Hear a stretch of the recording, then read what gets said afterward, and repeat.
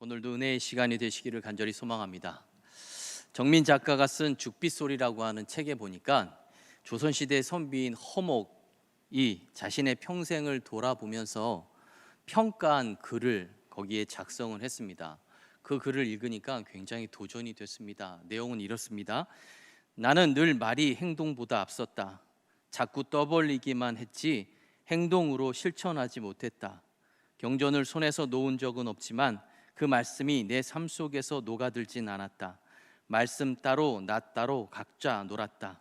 나는 이것이 부끄럽다. 지금 와서 깊이 반성한다. 자, 우리의 삶은 어떤 시를 돌아보셔야 됩니다. 과연 우리는 이렇게 실천하는 삶을 살고 있는지, 그저 말과 생각, 행동이 다 따로따로 그렇게 살아가고 있는지 돌아보셔야 됩니다. 주님은 사람들에게 나를 믿어라 라고 하기보다는 나를 따르라 라고 말씀하셨죠. 믿는 것도 중요하지만 따르는 것이 더 중요하다는 것입니다. 그렇게 보니까 오늘 말씀은 더 자책이 되고 또 더 부끄러워졌습니다. 사람들이 부활하신 주님께 여쭤보죠. 6절의 말씀입니다. 주께서 이스라엘 나라를 회복하심이 이때니까 무너진 이스라엘 백성들을 회복해 주시기를 간절히 기대하는 마음으로 물어보았죠. 무너진 우리들의 삶, 이 삶을 일으키고 세상의 지경을 넓혀달라고 하는 주문이었습니다. 그런데 주님은 동문서답이었습니다. 8절의 말씀입니다. 예루살렘과 유다와 사마리아와 땅끝까지 이르러 내 증인이 되라 라는 답변을 하시죠. 즉 세상의 지경을 넓히는 것이 중요한 게 아니라 복음의 지경을 넓히는 것이 중요하다는 것입니다. 그 당시 그 사람들에게는 어려운 말이었습니다. 그럴 형편이 아니기 때문에 그렇습니다. 로마의 지배를 받고 있었고 가난과 고통에 찌들어 있는 삶을 살고 있었다는 것이죠. 그들이 간절히 바라는 것은 치유와 회복과 축복이었습니다. 그런데 그들은 그러한 간절한 마음을 주님께 내비쳤지만 여전히 주님은 세상의 지경을 넓히는 것보다 복음의 지경이 중요하다는 것을 새삼 강조하고 있는 것입니다. 그럼 왜 그렇게 처지와 형편을 다 아시는 주님께서 왜 그렇게 냉정한 말씀을 하셨을까? 여러 가지를 우리가 볼 수 있지만 오늘은 딱 한 가지만 보겠습니다. 그것은 우리가 하나님의 부르심을 받은 그 부르심의 목적이 바로 여기에 있기 때문에 그렇습니다. 주님께서 아까도 말씀한 것처럼 사람들을 부르실 때는 나를 따르라 보다 나를 믿으라 보다 나를 따르라고 말씀하셨죠.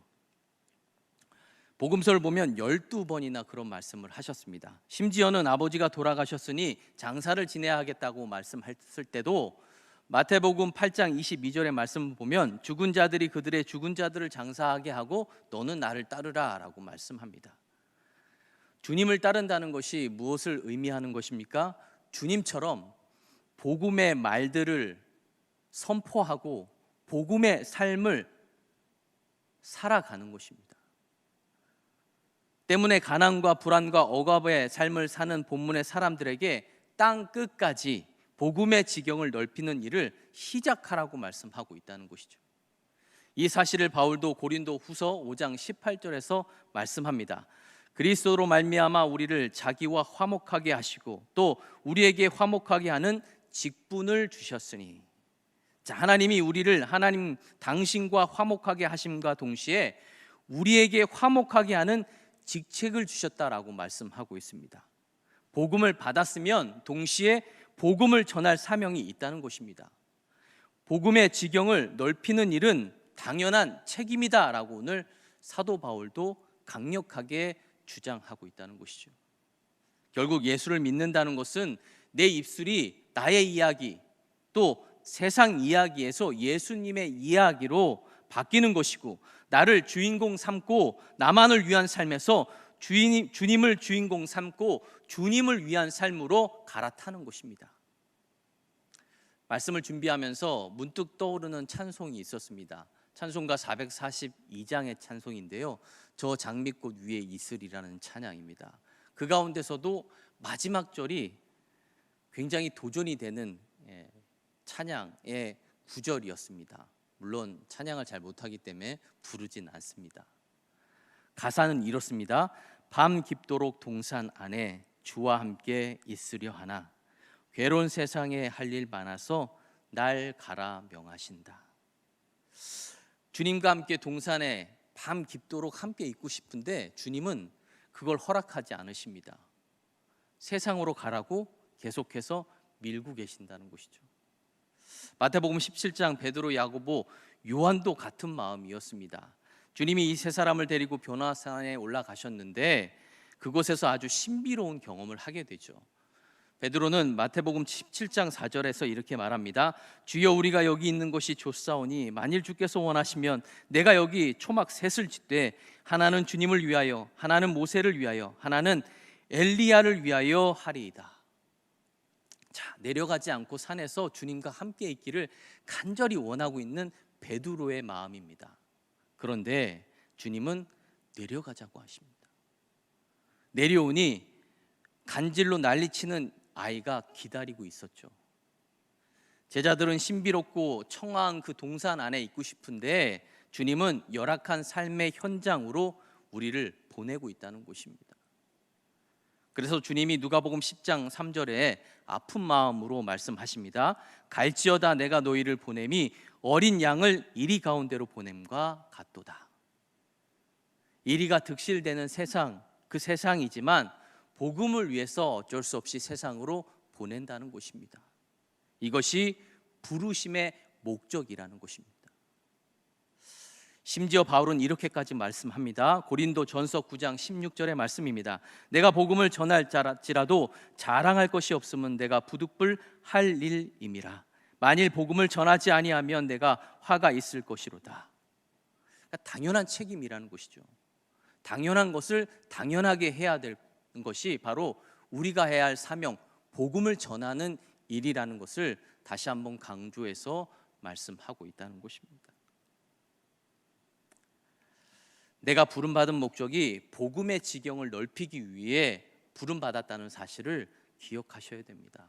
그래서 잊지 말고 우리 가정, 그 다음엔 집안, 그 다음엔 직장과 학교, 그리고 세상까지 그 범위를 넓혀서 복음의 사역을 감당하셔야 된다는 것입니다. 그렇게 감당할 때 우리를 통해 또 다른 영혼들이 구원하는 놀라운 역사들이 일어난다는 사실을 기억하시고 나에게 준 부르심의 목적이 무엇인지를 다시 한번 기억하시고 그 부르심의 목적에 순종하는 마음으로 복음의 사명을 감당하는 여러분들의 삶이 되시기를 주님의 이름으로 축원합니다. 말씀을 마치려고 합니다. 제천 스포츠센터 화재 사고, 또 밀양에 있는 세종병원 화재 사고, 대구에 있는 신라병원 화재 사고가 있었습니다. 모두가 다 오래 살기 위해 그곳을 찾아갔는데 갑작스럽게 죽음을 맞이하게 된 것이죠. 그 화재 사고들을 보면서 저는 그런 생각을 했습니다. 지금이 마지막일 수 있다라는 사실. 우리는 내일 어떻게 될지 알 수가 없는 그런 상황 가운데에서 삶을 살아가고 있다는 것입니다. 그런데 오늘이 마지막이라는 생각을 대부분의 사람들은 안 하고 있다는 것이죠. 또한 청년들과 나이가 적은 젊은이들은 더더욱이나 그렇습니다. 살 날이 많기 때문에 내가 해야 할 일들에 대해서 많은 것들을 하고자 하는 욕심으로 말미암아 주님의 사명을 잃어버리면서 살아가고 있다는 것입니다.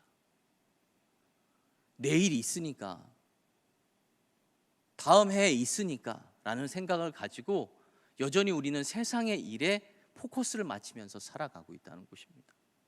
그러나 내일 일은 아무도 모른다는 것이죠.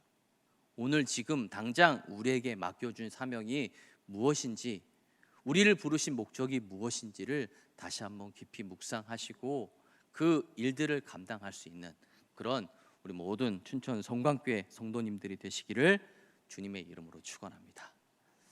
기도하겠습니다. 하나님 아버지 감사합니다. 오늘도 주님의 전으로 저희들의 발걸음을 인도하여 주시고 오늘도 주님을 예배할 수 있는 예배자로 세워주심에 감사합니다.